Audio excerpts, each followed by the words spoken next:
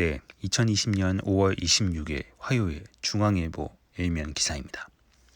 정부 정시재정 선언, 눈덩이 나라빚 비상. 문재인 대통령이 25일 국가재정전략회의에서 전시재정을 주문했다. 문 대통령은 전시재정을 편성한다는 각오로 정부의 재정 역량을 총동원해야 한다며 불을 끌 때도 초기에 충분한 물을 부어야 빠른 진화로 더 큰 피해를 막을 수 있다고 말했다. 또 재정이 경제 위기의 치료제이면서도 포스트 코로나 이후 경제 체질과 면역을 강화하는 백신 역할까지 해야 한다고도 했다. 지난해 같은 회의에서 한 적극 재정보다 훨씬 강도 높은 발언이다. 신종 코로나 바이러스 감염증 위기를 나라 돈으로 대응하겠다는 방침도 분명히 했다. 문 대통령은 고용, 수출 등 실물 경제 위축이 본격화하고 있어 더 과감한 재정의 역할이 필요하다며 추경의 효과는 속도와 타이밍에 달려있는 만큼 새 국회에서 3차 추경안이 6월 중 처리될 수 있도록 잘 협조해 주기를 당부드린다고 요청했다. 이미 집행 중인 1차 추경 11조 7천억 원과 2차 추경 12조 2천억 원은 총 24조 원 규모다. 최근 더불어민주당이 3차 추경을 대폭 확대하기로 방향을 잡으면서 40조 원 이상이 될 수 있다는 전망도 나온다. 유례없는 재정 확대 드라이브다. 문제는 나라 곳간이 버텨낼 수 있을지다. 정부는 낙관적이다. 재정 악화 걱정에 대해 반복되는 정부의 입장은 다른 나라보다 부채 비율이 낮다다.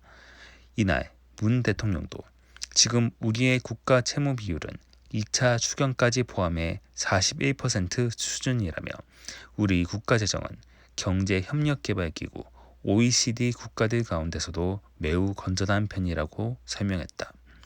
표면적으로는 맞다. 국제통화기금 IMF에 따르면 지난해 국내 총생산 대비 국가 부채 비율 평균은 신흥국 53.2%, 선진국 105.2%다. 한국의 부채 비율은 지난해 40.7%로 평균 아래다.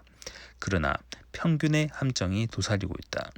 선진국 통계는 그리스 179.2%, 포르투갈 117.7% 등 재정 위기를 겪고 있거나 미국 109.0%, 일본 237.4% 등 기축 통화국이어서 부채 비율에 신경을 덜 써도 되는 나라까지 포함한다. 신흥국 통계도 이미 재정 파탄 상태인 베네수엘라 232.8%, 앙골라 109.8%, 브라질 89.5% 등이 포함된 수치다. 오히려 더 주목해야 할 부분은 속도다. 한국의 재정 잠식 속도는 빨라도 너무 빠르다. IMF 통계에 따르면 2011년 30.3%였던 한국의 GDP 대비 국가 부채 비율은 불과 8년 만인 지난해 40% 선을 넘었다. 올해 46.2%와 내년 49.2% 전망은 더 어둡다. 2011년 72개국 중 53번째였던 한국의 국가 부채 비율은 2021년 45위를 기록할 전망이다. 불과 10년 사이 8단계나 악화된 셈이다. 이마저도 12조 2천억 원 규모 2차 추경, 30조 원 이상의 예상되는 3차 추경안은 포함하지 않은 수치다.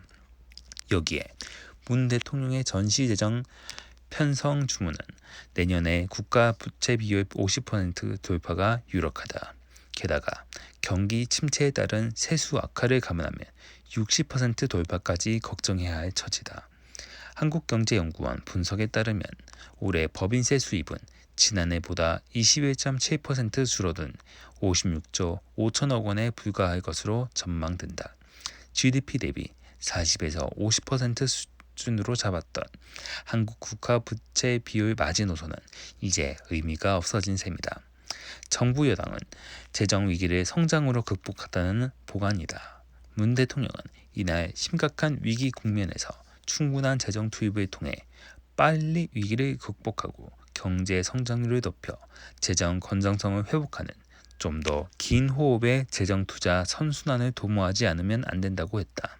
그러면서 그것이 길게 볼 때 오히려 GDP 대비 국가 채무 비율 악화를 막는 길이라고 강조했다.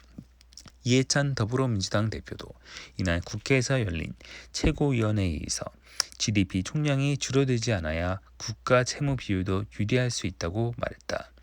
분자, 국가 채무가 늘어나는 것보다 더 큰 폭으로 분모, GDP를 키워 비율을 낮추겠다는 얘기다. 하지만 전문가들은 지나친 낙관론이라고 지적한다. 정부 지출 이상으로 성장하려면 재정 지출 승수가 1 이상이어야 한다. 그러나 김소영 서울대 경제학부 교수에 따르면 한국의 재정 지출 승수는 0.6 내외로 추정된다. 100원 지출하면 GDP를 60원 끌어올린다는 효과가 난다는 의미다. 김 교수는 긴급재난지원금 같은 이전 지출은 특히 재정 지출 승수가 낮은데 현재 정부가 추진하고 있는 정책 상당수가 이런 지출이라고 지적했다. 그는 정부 지출을 늘려 GDP를 끌어올린다는 건 현실적으로 상당히 어려운 일이라고 덧붙였다. 재정은 물가나 실업과도 다르다. 한 번 나빠지면 되돌릴 수가 없다. 매년 나가야 하는 필수 지출 비중이 높아서다. 전 세계적인 저금리, 저물가 기조가 흔들리면 빚 부담은 단번에 큰 폭으로 늘어날 수 있다. 빚이 빚을 부르는 둔덩이 효과도 무시 못한다. 조준모 성균관대 경제학과 교수는 신용카드 쓰듯이 재정카드를 미리 써버리면 외국인 투자가 빠져나가고 기업까지 자금 조달에 어려움을 겪는 악순환이 빠질 수 있다고 경고했다. 이영 한양대 경제금융학부 교수도 정치적으론 돈을 쓰는 정책이 인기가 있으니 재정 지출을 키우고 세금을 더 걷는 정책은 인기가 없으니 어떻게든 피하려 한다며 다시 닥칠 수 있는 경제 위기 상황에서 젊은 세대의 부담을 줄여주기 위해서라도 재정 건전성 관리를 소홀히 하면 안 된다고 말했다. 이에 대해 강민석 청와대 대변인은 당정청은 코로나 위기 극복 이후에는 경제 회복 추이를 보아가며 중장기적 재정 건전성 관리 노력을 강화해 나가기로 했다고 밝혔다.